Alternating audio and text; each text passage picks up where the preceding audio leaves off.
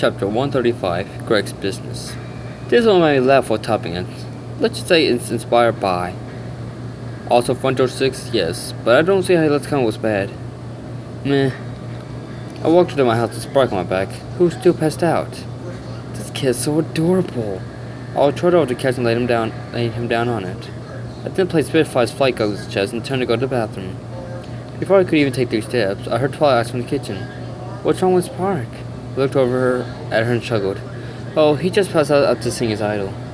"Spitfire?" She asked with a smile. I nodded. I took him to see her after the show. Twilight smiled at me and told her over. "I bet he enjoyed that." She then began to look over my prosthetic wings. "Did she do any flying?" I smiled sheepishly. "Maybe."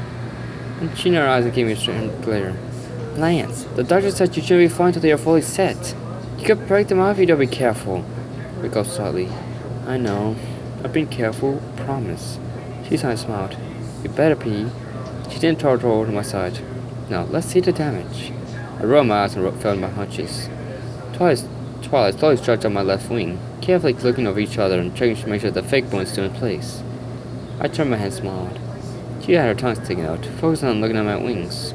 She gently placed my wing back on my side and moved on to the other wing. When she finished, she put it back on my side and rubbed her forelegs around my waist and put her head next to mine. "So, what's the damage?" I asked, throwing my cheek against hers. She giggled and squeezed my waist. "You're lucky. Your wings are still healthy. Just please be careful." I smiled and leaned my head against hers. "You know me, Twilight. I'm only careful when I want to be." "Lance," I chuckled. "Oh, you know I'm joking." She gave me a peck in the cheek and let go of me. She turned, she stumped her hooves and turned. "Almost forgot. Grant came by walk and told me to tell you to meet him at his place." I sighed. "Did he say why?" She shook her head. "No, he only said to meet him." I rolled my face and glanced around. "Where's Kara?" "And Fawn?" Twilight put her brow for a second. I think I saw Kara taking a nap on our bed. Fawn's out playing with one of her friends." I smiled and nodded once. "Good. I may want to deal with anything when I get back." Twilight smiled slyly. "What are you planning?" I turned from her and began to trot the door. "You'll see." I then did a little evil laugh, just for effect. "Oh, Lance, I'll never figure out your mind." She did a laugh. "Damn right you never figure out our mind." I let out a laugh and opened the door. Skipping ahead 10 minutes to save time. I trotted down the street. I was in a large warehouse down the street. Greg's new home/place of business. I would never know how he got Pinkie Pie to move to Canada and live in a warehouse with him. While her home was completely destroyed. After another minute of walking, I finally arrived at the large overhead door. I frowned my brow for a second before slamming my hoof against the metal door. Inside, I heard the sound of my knock echo off the high walls. Seconds later, the doors began to open, slowly moving upwards. The sight that greeted me didn't surprise me in the least. Inside, sitting at hundreds of tables, were small closet fillies, all of them working on different projects. I always knew Greg would be the one to bring child labor to Equestria. I walked in, getting a few glances from the kids at the tables. I started to and looked at what they were doing. "Are they making toothbrushes?" "Yo, Lance over here!" I heard Greg yell, causing all the children to cower slightly. I looked over to see Greg turning beside me, a whip curled up on his chest. A whip?" I asked with a raised eyebrow. He laughed and chuckled. "Oh, this? It's just a thing me and the children used to play a game." Twilight said you wanted to see me? He grinned. "Oh yeah, I finally figured out what I'm going to sell." "And that is?" I questioned. "Walk and talk with me," Greg said, starting to walk down a row of tables. I followed and looked around. "You see, I figured it all out. What am I good at? Making weed, of course. So I thought, how do I sell this to ponies?" A small coat limped up to stepped in front of Greg. "Mr. Greg, I think I sprung my hoof," he said, holding up his hoof. Greg looked in at the coat and smiled. "Oh, how did it happen?" "I fell," he said simply. Greg nudged me. "The kid fell." He then looked at the coat. "So, you fell while not working?" He shrugged. Greg cracked his hoof. "Does it hurt?" The coat nodded. Greg's horrified and the kid jumped back. "You fixed my leg. Thank you." Greg smirked. "Get back to work, or we get to meet Mr. Whiplash." The kid's eyes widened and he quickly went off. "Good kid," Greg muttered. "As I was saying, since I'm good at making weed, why not make weed products?" He leaned down and picked up a toothbrush. "Take this for example.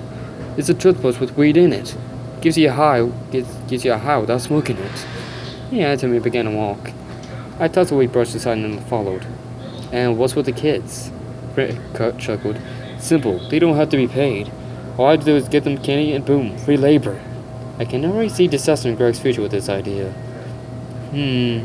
Yes. Great idea, Greg, I said, a bit worried and unsure. Greg laughed and pulled out the whip.